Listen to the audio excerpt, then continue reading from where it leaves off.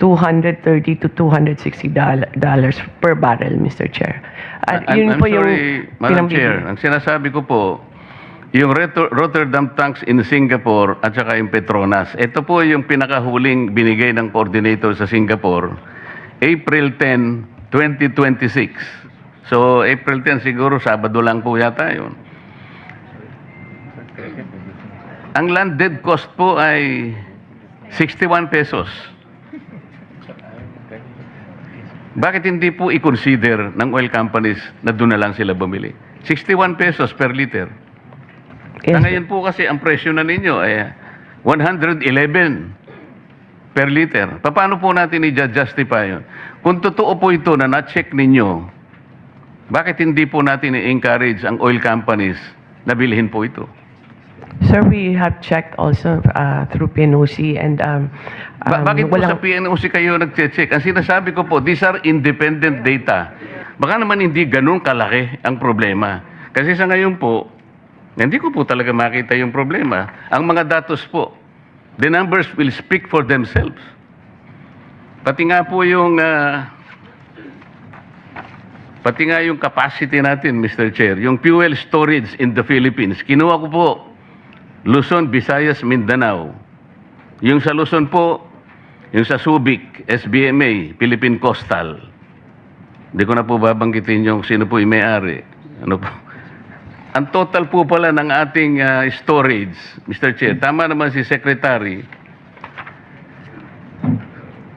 2.1 billion liters, Luzon, Visayas, Mindanao. Kung isasama po natin, Mr. Chair, yung retail infrastructure capacity po ng mga stasyon ng mga gasolina, idadagdag po natin 1.4 billion liters. Ang ibig sabihin po nun, Mr. Chair, mayroon po tayong halos 4 billion capacity po sa liters. Katumbas po ng halos 2 buwan at 8 araw. So bakit hindi po tayo mag-imbak? Nandito po yung presyong sinasuggest po sa Singapore. Kung chinek po naman natin tama, bakit po naging tahimik po yung mga oil companies? Wala pong nag-dispute sa akin. I was even trying to tell them, please dispute this data. You want me to check this? I have checked this. Kayo po, you have to prove me wrong. Kung tama po ito, eh bumili po kayo. Bakit hindi po sila nag-engage sa amin? At ibinigay ko po sa chairman yung mga datos. Inaakala ko po, sabi nga po nila, it was music to their ears. Bakit naman po, Mr. Chair, parang ako ang, it is as if I am the lone voice in the wilderness. Totoo po ito mga data eh. Secretary Abad, na-check nyo ba after 19 days kung totoo po yung mga data na present nung nakaraang pagdinig? Yes, yes, Mr. Chair. Actually, if we talk about Rotterdam, that's still Brent, no? And prices, ang European kasi nakapeg sa Brent prices. So, ganun pa rin kamahal. But Mr. Chair, for example, PNOC now has been buying, ang presyo niya talaga is very expensive. We buy it through, for example, the first was Petro Pacific with Sea Oil. The next one was the trader Vitol. This is an international trader. Second is Vitol, and then Trafigura we used also. The prices, Mr. Chair, are really elevated, especially yung premium transport and insurance. Pero yung product, it's ranging from $230 to $260 per barrel, Mr. Chair. At yun I'm po yung sorry, Madam Chair. Ang sinasabi ko po, yung Rotterdam tanks in Singapore at saka yung Petronas, ito po yung pinakahuling binigay ng coordinator sa Singapore, April 10, 2026. So, April 10 siguro, Sabado lang po yata yun. Ang landed cost po ay 61 pesos. Bakit hindi po i-consider ng oil companies na doon na lang sila bumili? 61 pesos per liter. Yes, Ngayon po kasi ang presyo na ninyo ay 111 per liter. Paano po natin i-justify yun? Kung totoo po ito na na-check ninyo, bakit hindi po natin i-encourage ang oil companies na bilhin po ito? Sir, we have checked also through PNOC and Bakit po sa PNOC kayo nag-check? Ang sinasabi ko po, these are independent data. Ibibigay ko uli po yung sulat po ng coordinator sa Singapore sa ating chairman at itinuturo pa nga niya rito kung paano po yung gagawin. Ito po yung kanyang sulat eh.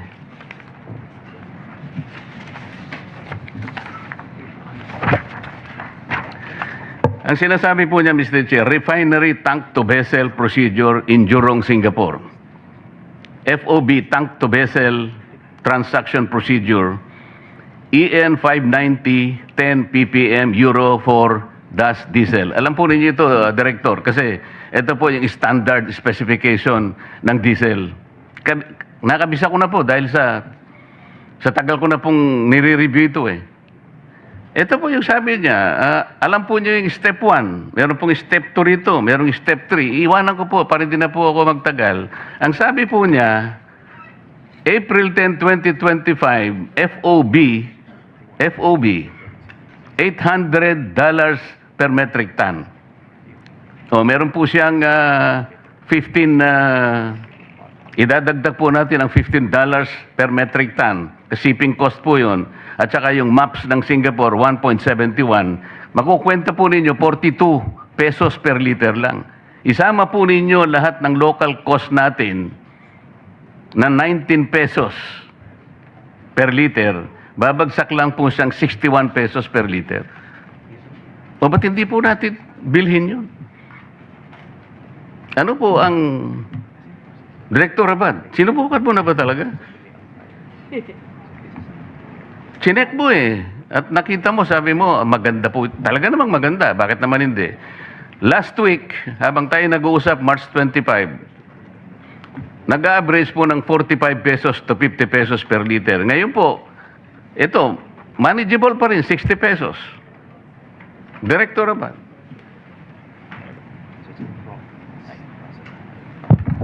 Mr. Chair, we need to get the whole information because if we look at the maps for last week, the FOB, as you mentioned, is for diesel is around 228, almost $229 per barrel. Now, we need to get if this difference, kasi parang ang estimate niyo po, sir, nasa 70 plus lang US dollar per barrel yan. So, definitely that's it's almost the miracle amount if that is the, and that will be that will really help us if that will be the import price as compared to what we have now in maps at Director, magmula nung 229. March 25, hanggang ngayon, more than 2 weeks na po ang nakararaan. Hindi po, ibig nyo sabihin, hindi pa po nyo na-check ito? Mr. Chair, we need to get the contact number of the trader because as mentioned by Secretary. Iniwan ko nga po yung contact sa chairman eh. Ang totoo yun, alam po ba niyo yung contact na yun? Sumulat po sa chairman, nag-o-offer po siya ng kanyang tulong sa lahat ng interesadong oil companies na direktang kumuha through vessel tank structure. Ito po, iiwanan ko na naman po itong pinakahuli, pati yung step. There are 3 steps involved kung paano paano kayo makakabili doon. Bakit hindi po ito muna ang pag-aralan natin? Baka ito po ang makakasave sa atin eh. Hindi ko po sinasabi na huwag natin pag-usapan ng contingency plans. Tama naman po yun. Dapat meron tayong pananggalang. Pero kung titingnan po natin, meron pa naman palang pag-asa na meron tayong kukuhanan at hindi naman pala ganito kalubha. Ayoko naman pag-usapan na natin ng malulubhang problema, hindi pa naman talaga dapat mangyari pala. This is the whole point, Madam Secretary. Yes, Mr. Chair. We'll get the Bureau to get the data and talk to the oil companies, Mr. Chair. So, Mr. Chair, for the record, I am again submitting to you the steps provided by the contact in Singapore, including the Step 4 Importation Cost Model to the Chair, na ngayon po ay $800 per metric ton. Katumbas po ng, kung isasama po ng landed cost ay 61 pesos per liter lang. Hindi po kagaya ng ibinebenta na po ngayon sa atin na mahigit na pong 120, 130 pesos per liter. Salamat po, Mr. Chair. I think Senator Marcoleta, can you flash that earlier? Nakita ko sa screen yung contact person. Pwede ba nating i-ano yung sa screen para makita po ng lahat yung ComSec screen? paki-flash nga. Marami pang ganyan. Yeah, no. I think this is the please take note, Director Abad, itong Pent Alpha Enterprises PTE Limited in Singapore. Si Mr. Wayne Houghton, authorized representative. Take note. But the committee will, let me direct the committee secretary to furnish the Department of Energy this letter given to us by Senator Marcoleta. And also this slide to Mr. Chair para makita po nila yung price as of April 10. Alright. Ayan po. Mache-check po ninyo dyan. Thank you, Senator Marcoleta. We're